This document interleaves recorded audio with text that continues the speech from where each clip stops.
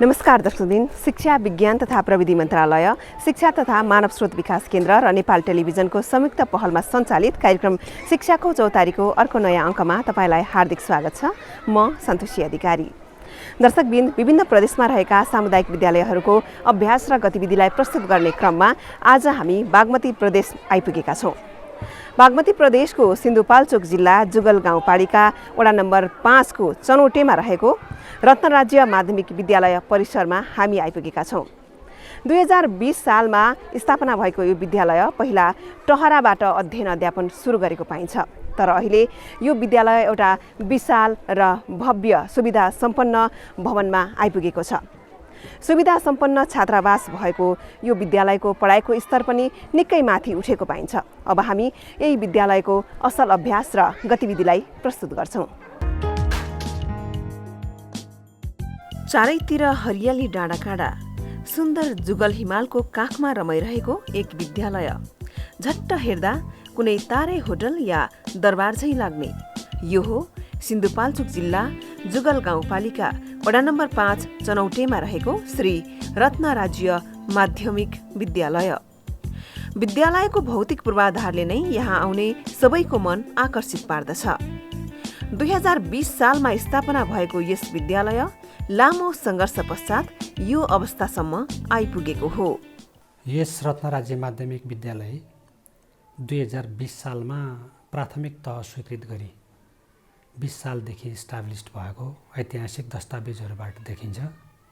2036 सालमा निम्न माध्यमिक, 2048 सालमा माध्यमिक र 2065 सालमा तत्कालीन उच्च माध्यमिक शिक्षा परिषद अहिलेको राष्ट्रिय परीक्षा बोर्डबाट 10+2 को पढाइ सञ्चालन गर्ने गरी यो चाहिँ सामुदायिक माध्यमिक विद्यालयको एउटा चाहिँ 12 कक्षासम्म स्वीकृति प्राप्त गरी अहिले यो अवस्थासम्म आएको छ। यो अवस्थासम्म ल्याउनको लागि यहाँका स्थानीय बुद्धिजीवी, समाजसेवी, संस्थापकहरू, विशेष गरी सम्झन पर्ने व्यक्तित्वहरू आदरणीय देउऋषि पौडेल यो विद्यालयको संस्थापक हुनुहुन्थ्यो। त्यसै गरी यज्ञराज घिमिरे, जयनारायण पौडेल, ध्रुवनारायण पौडेल र नन्दबहादुर लामिछाने, कृष्णबहादुर लामिछाने, उहाँहरूको नाम चाहिँ यो विद्यालयको सम्पूर्ण जीवनकालमा स्वर्णिम अक्षरले लेखिएको छ। उहाँहरूकै प्रेरणा, उहाँहरूकै त्याग, समर्पण, बलिदानबाट आज यो विद्यालय यो अवस्थामा आइपुगेको छ। यो विद्यालयमा विशेष गरी बालबालिकाहरूको इन्ट्रेस्ट अनुसार उहाँहरू एक्टिभिटिज, यो एक्स्ट्रा एक्टिभिटिजमा के गर्ने भन्नुहुन्छ, उहाँहरूलाई नै मिटिङ राखेर उहाँहरूको एउटा टिम छ। हामीले सदन विभाजन गरेका छौँ, अन्तर्सदनात्मक क्रियाकलापहरू हुन्छ, बाल क्लब गठन गरेका छौँ। उहाँहरूको इन्ट्रेस्ट अनुसारको हामीले प्रोग्राम सेट गर्छौँ। खेलमा असाध्यै अगाडि हुनुहुन्छ, भलिबल, फुटबल, गायन, साङ्गीतिक कार्यक्रमहरू, यो सांस्कृतिक कार्यक्रमहरू, त्यसपछि यो चाहिँ सृजनशीलताका कुराहरूमा भाइ बहिनीहरू निकै फरवर्ड भएर अगाडि बढ्नुभएको छ। आशा छ केही गर्न सक्नुहुन्छ उहाँहरूले। सृजना स्वाभाविक रूपमै हुन्छ, यसमा अभ्यासले परिष्कार थप्दछ भने माहौलले अभ्यास गर्ने जाँगर बढाउँछ। विद्यालयमा यस्तै किसिमको वातावरण रहेको छ। 739 जना विद्यार्थी अध्ययन गरिरहेको विद्यालयमा विद्यार्थीलाई संस्कृति र संस्कार सिकाइन्छ, असल व्यवहार र अनुशासनको पालना गराइन्छ। विद्यालयका 4वटा छुट्टा छुट्टै ठूला भवनहरू छन्, जहाँ एउटा भवनमा शिक्षण सिकाइ हुने कक्षा कोठाहरू छन् भने अर्को भवनमा प्रशासन, कम्प्युटर ल्याब, साइन्स ल्याब, पुस्तकालय राखिएको छ। त्यसै गरी अर्को भवनमा छात्रावासको व्यवस्था रहेको छ। 600 विद्यार्थी अट्ने क्षमताको छात्रावासमा 250 जना विद्यार्थीहरू बसिरहेका छन्। पहिला त तपाईँको यहाँ कति समस्या थियो हामीले देखिरहेको थियो है। पहिला अब कति दुःखहरूको समस्याहरू, तर अहिले तपाईँको पहिलाभन्दा धेरै राम्रो हो। तपाईँको अहिले बसारको पढाइ पनि राम्रो छ होइन, वातावरण पनि राम्रै छ, सरहरू मिसहरू सबैले राम्रै हुनुहुन्छ है। राम्रै जस पहिलाको भन्दा राम्रो, अझ योभन्दा पनि राम्रो होस् भन्न चाहन्छु म चाहिँ होइन। योभन्दा राम्रो अगाडि बढोस्। छोरी हाम्रो अब होस्टेलमै बसे, पहिला होस्टेल थिएन, अहिले होस्टेल राख्नु भएको छ होइन। तर धेरै धेरै राम्रो छ कि अहिले चाहिँ जस राम्रो छ। बच्चाहरूले जस कम्प्लेन चाहिँ आएको छैन, कम्प्लिट गर्नुभएको छैन। रत्न राज्य माध्यमिक विद्यालय चाहिँ एउटा चाहिँ यो तपाईँको 3 नम्बर प्रदेशकै यो पहिलो हो पूर्ण आवासीय विद्यालय र यो चाहिँ भौतिक संरचना भनेको चाहिँ थोरै बजेटले, थोरै कस्टले चाहिँ चलाउन सकिने अवस्था रहेन। यो अब धेरै यसको चाहिँ तपाईँको ठुलो नै छ यो विद्यालय पनि, भौतिक संरचनाहरू पनि। अनि यसको लागि चाहिँ यहाँ भएको त्यो यो चाहिँ सुविधाहरूलाई हामीले युटिलाइज गर्नको लागि बजेट चाहिँ एकदम धेरै पर्याप्त रूपमा चाहिने भयो। अब क्लिनरै राख्दाखेरि पनि 2-4 जना 5-6 जना चाहिँ क्लिनरमै राख्नुपर्ने भयो, 1-2 जना गार्डमा राख्नुपर्ने भयो। त्यही अनुसारको कर्मचारी व्यवस्थापन गर्दै जाने हो भने अब आर्थिकमा चाहिँ अलिकति चाहिँ समस्या भएको कारणले गाउँपालिकाले पनि हामीलाई चाहिँ अलिकति सहयोग गरिदियोस्, अरू नै विद्यालय जसरी चाहिँ दाँजेर नहेरिदियोस्, यसमा बजेट हाई लाग्ने रहेछ, क्वालिटीको कुराहरूमा पनि चाहिँ अब अलिकति अगाडि बढेको छ भन्ने हिसाबले हेरिदियोस् भन्ने हाम्रो चाहिँ अपेक्षा पनि छ र हामीले उहाँहरूलाई चाहिँ नि बेला बेलामा यहाँ आएको बेलामा देखाएर सबै कुराहरू बताउने पनि गरेका छौँ। विद्यालयको अर्को महत्त्वपूर्ण विशेषता विद्यार्थीहरूलाई व्यावहारिक र विद्यार्थी केन्द्रित शिक्षामा जोड दिनु हो। बिहान सबैदेखि योग अभ्यास र पूजा प्रार्थना विद्यार्थीको नित्य कर्म हो। बेलुका 5 बजेपछि भने विद्यालय परिसरमा रहेको बृहत खेल मैदानमा खेल अभ्यास हुने गर्दछ।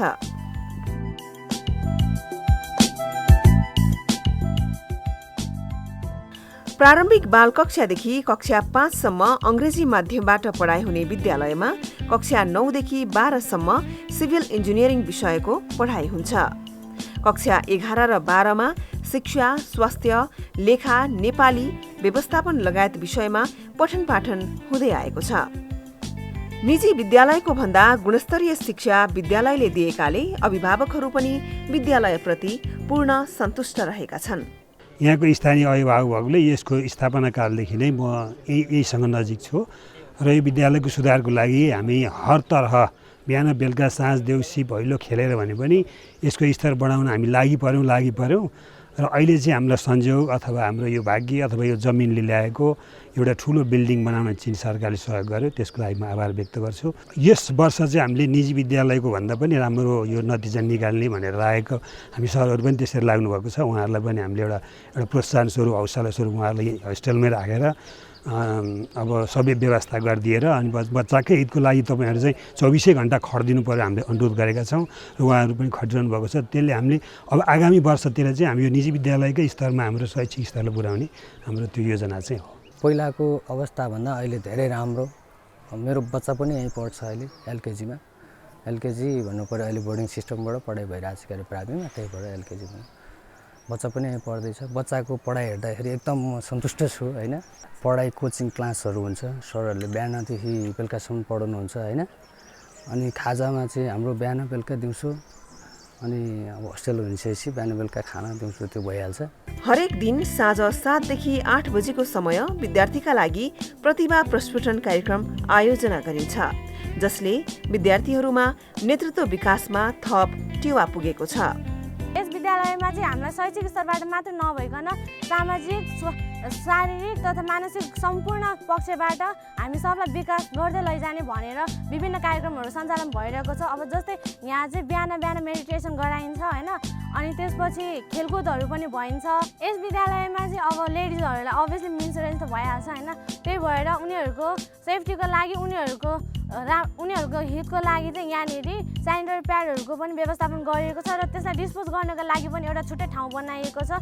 हाम्रो रत्न राज्य माध्यमिक विद्यालयमा अहिले 9 क्लासबाट ओभरसियर सिभिल इन्जिनियरिङ जुन प्राविधिक धार अन्तर्गतको सिभिल इन्जिनियरिङ पढाइ भइरहेको छ। यसले चाहिँ पक्कै पनि यहाँका सम्पूर्ण स्थानीयवासीले पनि भनिरहनु भएको छ, हाम्रो विद्यार्थीहरूको जीवन एकदमै निश्चित छ।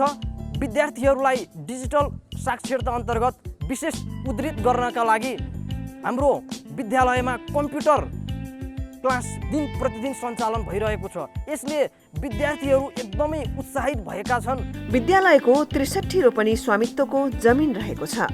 अत्याधुनिक शैलीमा निर्मित यो भवन 2072 सालको भूकम्पपछि चीन सरकारको सहयोगमा निर्माण गरिएको हो। चीनले विद्यालय निर्माण गरिदिए पनि अन्य खर्च भने विद्यालय आफैले बेहोर्नु पर्दा विद्यालयलाई चाप बढेको छ। त्यसो त विद्यालयका लागि स्थानीय तहले पनि निरन्तर सहयोग गर्दै आएको छ। र यो विद्यालयलाई यो जुगलको शैक्षिक हबको रूपमा विकास गर्ने र जुगलको नभइकन सिङ्गो नेपालको नमुना विद्यालय सामुदायिक विद्यालयहरूमध्ये नमुना विद्यालय बनाउने भन्ने चाहिँ जुन मेरो एउटा सङ्कल्प थियो र त्यसलाई पुरा गर्नको निम्ति हाम्रो यो विद्यालय भवन बन्यो र यो निर्माणको क्रममा चाहिँ सहयोग गर्नुहुने सम्पूर्णलाई म हार्दिक धन्यवाद दिन चाहन्छु। यो जुन यो अथाह संरचना छ र यसको सदुपयोग गर्न म एउटा यहाँको स्थानीय अभिभावक भएको नाताले जनप्रतिनिधि भएको नाताले यसमा मेरो दायित्व छ। म चाहिँ यसलाई निरन्तर रूपमा यो जीवन्त यो संस्थालाई चाहिँ मेरो उद्देश्य छ र यसलाई मर्मत सम्मारदेखि लिएर यसको विद्यालय सञ्चालनको निम्ति एउटा वडाको तर्फबाट स्थानीय सरकारको तर्फबाट गर्नुपर्ने जुन सहयोग छ त्यो सहयोगलाई यहाँको प्रशासनसँग चाहिँ समन्वय गरेर चाहिँ म यो विद्यालयप्रति विकास विद्यार्थी भाइ बहिनीहरूको भविष्यप्रति म एकदम चाहिँ सचेत रूपमा काम गर्छु र उहाँहरूको सल्लाह अनुसार काम गर्छु भन्ने लागेको छ। यो विद्यालयमा विकास निर्माणको कुरा गर्ने हो भने हामीले अहिले यो भवन बनिसक्यो र यहाँ हाम्रो गत वर्ष पहिरो लाग्यो। यसको लागि हामीले टेन्डर लगाएर अब केही दिनमा काम सुरु हुँदैछ होइन। हामी 1,80-85 लाखमा टेन्डरमा काम हुँदैछ। यो एउटा काम भइरहेछ। यो वडा कार्यालयबाट त्यो चाहिँ विद्यार्थी बहिनीहरूको गेटमा एउटा सरस्वतीको मन्दिर बनाएको छ, त्यो पनि हामीले वडा कार्यालयबाट व्यवस्थापन गरेको र यो हामी भौतिक रूपमा सम्पन्न छौँ र अरू कुराहरूमा हामी सम्पन्न छौँ। अब हामीले मात्र क्वालिटीको कुरामा ध्यान दिनुपर्छ। प्रारम्भिक बाल कक्षादेखि कक्षा 5 सम्मका विद्यार्थीलाई दिवा खाजाको व्यवस्था गरिरहेको विद्यालयमा नेपाल सरकारको एक विद्यालय एक नर्स कार्यक्रम अन्तर्गत नर्सिङ कक्ष समेत राखिएको छ। बाल मैत्री, अपाङ्गता मैत्री र प्रविधि मैत्री विद्यालयमा अब टटकारो समस्या भनेको सडकको रहेको छ। जीर्ण सडकका कारण विद्यार्थी र शिक्षक सबैले विद्यालय आवत जावतमा शास्ति बेहोर्नु परेकाले पक्की सडक निर्माण गरिदिन विद्यालयले स्थानीय तहलाई आग्रह पनि गरेको छ।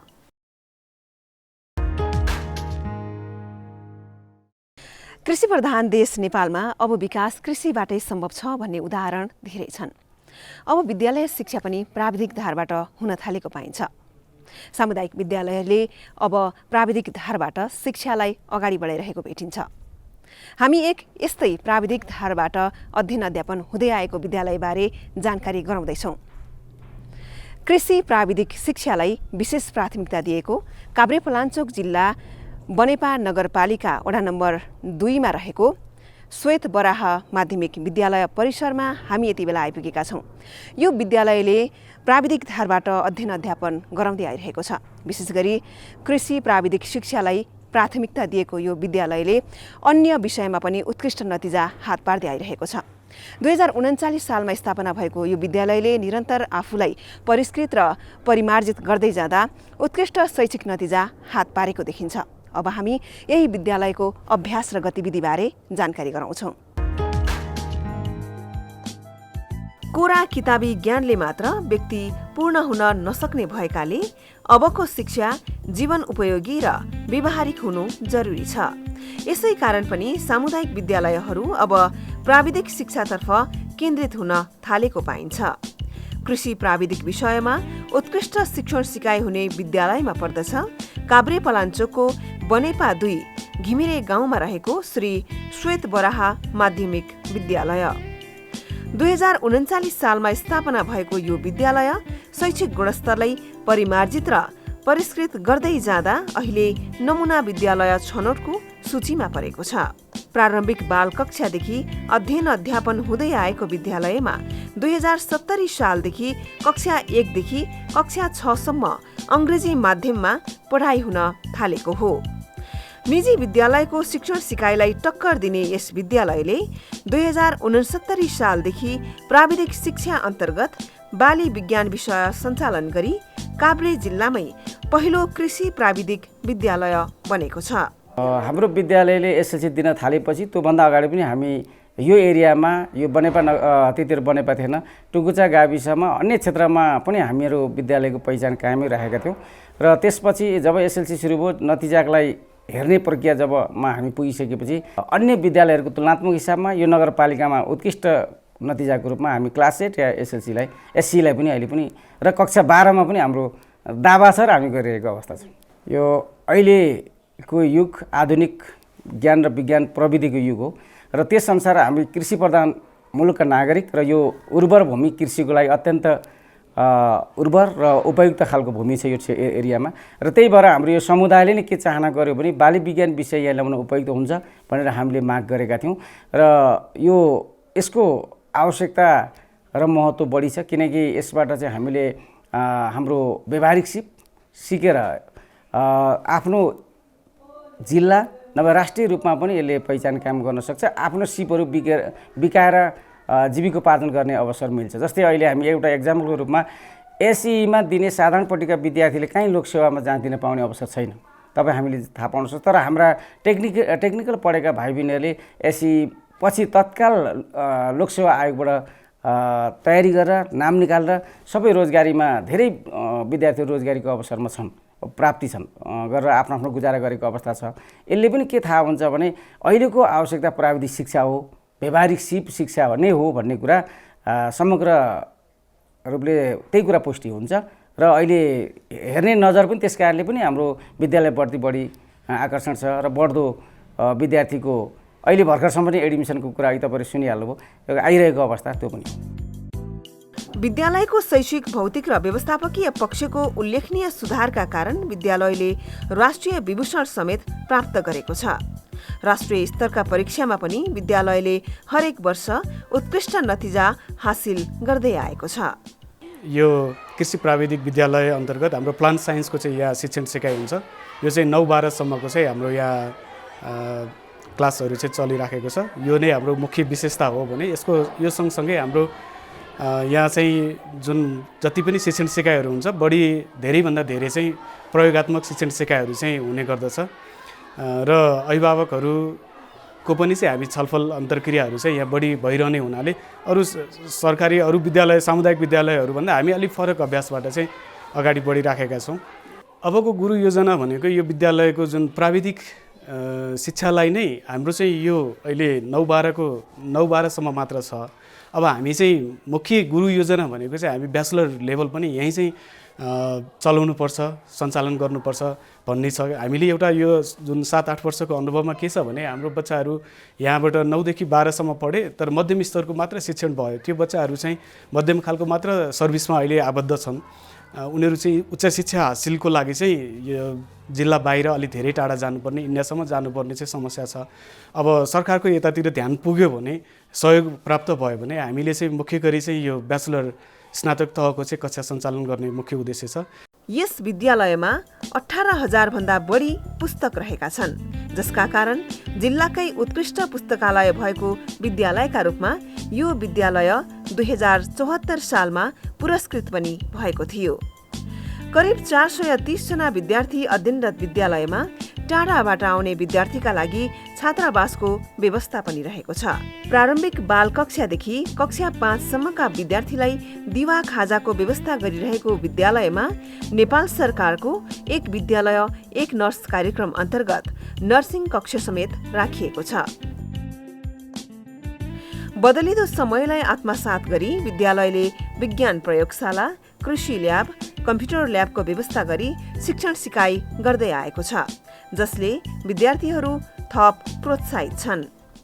यहाँ चाहिँ बोर्डिङको भन्दा पनि राम्रो पढाइ हुन्छ, फ्यासिलिटीहरू पनि धेरै राम्रो छ।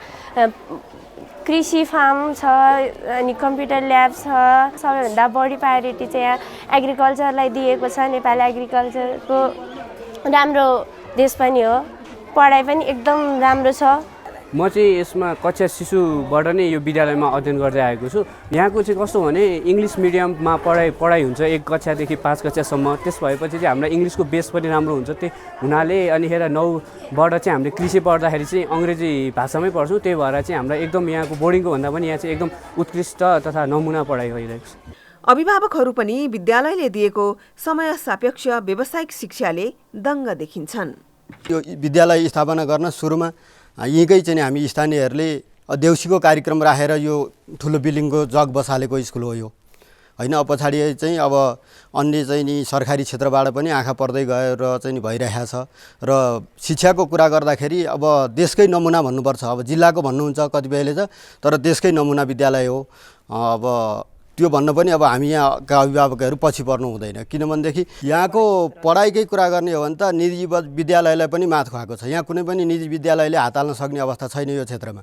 किनभने निजी विद्यालयले जतिसुकै सङ्घर्ष गर्दाखेरि पनि यो श्वेतबाराको जस्तो शिक्षालाई दिन सकेको, क्वालिटी दिन सकेको, यहाँको चाहिँ अभिभावक र चाहिँ त्यो शिक्षकहरूको सम्बन्ध, शिक्षक र विद्यार्थीहरूको सम्बन्धलाई यो कुनै पनि क्षेत्रले ओ गर्न सकेको अवस्था छैन अहिलेसम्म। खास गरी धेरै यहाँको बच्चा बोर्डिङमा जाँदैन। हाम्रो बोर्डिङको सारा पढाइ छ।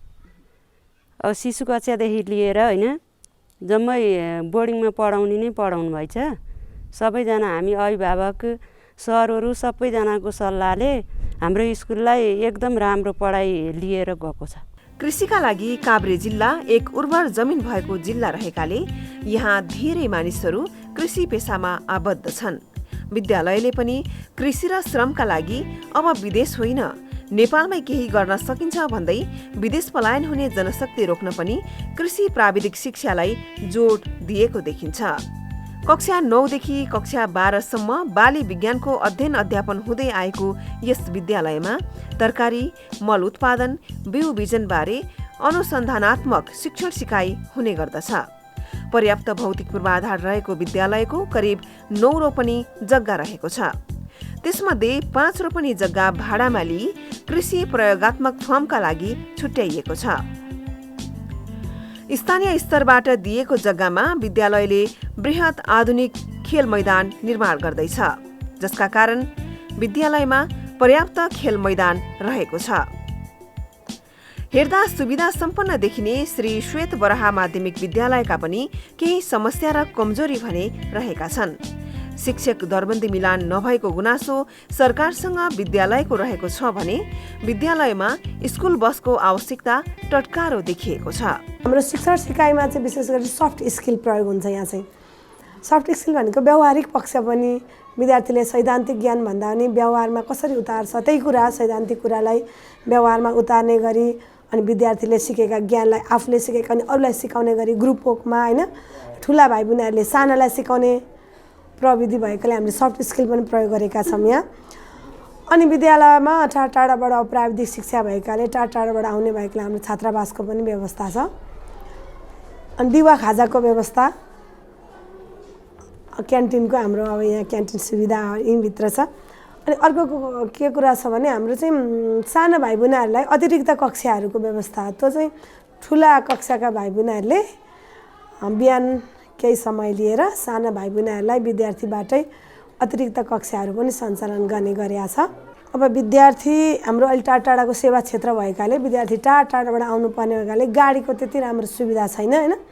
गाडीको व्यवस्था भए अझ राम्रो हुने थियो भन्ने एउटा छ। अर्को कुरा हाम्रो कृषि प्राविधिक भएकोले फिल्ड त छ, अलिक पर्याप्त मात्रामा फिल्डको व्यवस्थापन भएको छैन। यसलाई चाहिँ सही व्यवस्थापन भए अझ राम्रो हुने थियो भन्ने लाग्छ। सूचना सञ्चार र प्रविधिलाई आत्मसात गरी प्रभावकारी शिक्षा दिइरहेको श्री श्वेत बराह माध्यमिक विद्यालयले चाहिँ व्यवहारिक र जीवन उपयोगी शिक्षण सिकाइ अबको शिक्षाको अनिवार्य आवश्यकता हो। नेपाल सरकार, शिक्षा विज्ञान तथा प्रविधि मन्त्रालय, शिक्षा तथा मानव स्रोत विकास केन्द्र र नेपाल टेलिभिजनको संयुक्त प्रस्तुति कार्यक्रम शिक्षाको चौतारीको आजको लागि निर्धारित समय सकिएको छ। कार्यक्रम शिक्षाको चौतारी तपाईले हरेक मंगलबार साँझ 7 बजे हेर्दै आइरहनु भएको छ। अर्को हप्ता अर्को विषयवस्तुको साथमा उपस्थित हुनेछौँ। तपाई नेपाल टेलिभिजन हेर्दै रहनुहोला। नमस्कार।